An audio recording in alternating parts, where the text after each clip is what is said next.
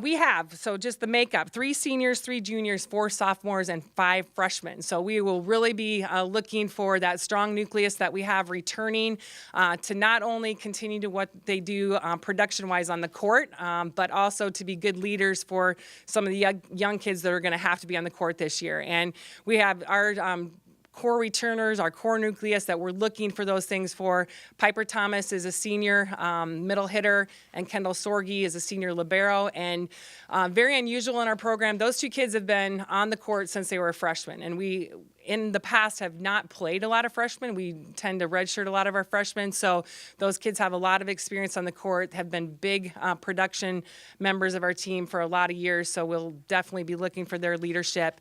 A couple other kids that were the core of our nucleus last year, Carly Taylor as an outside hitter for us, and then Jadalyn Seahas was a freshman of the year last year in a year where we probably had, in my mind, 15 freshmen throughout our conference that could have been freshman of the year any other year. So for her to get that honor was great, and we're obviously expecting some bigger things for her this year as well.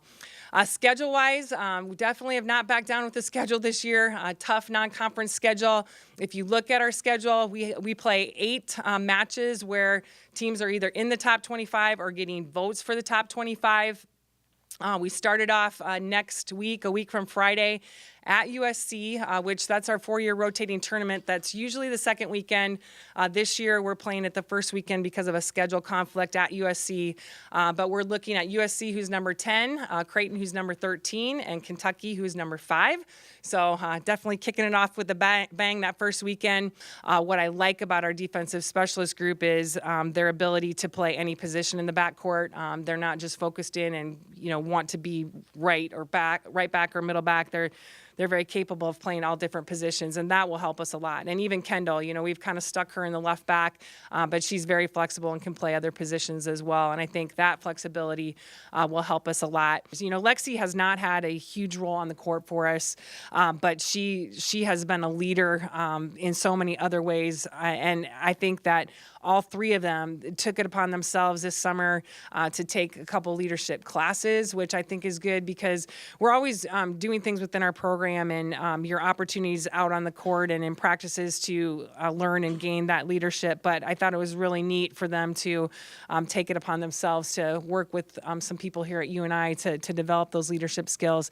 I think it's always challenging, and I don't know if it's just a female sometimes, but I think the hardest thing for our leaders is that accountability factor. I think trying to hold your teammates accountable sometimes is the toughest part of our leadership jobs, and I think all 3 of them have done a really good job of figuring out how best to do that within the team makeup that we have, because I also think that's something that every year might just be a little bit different on how you do that.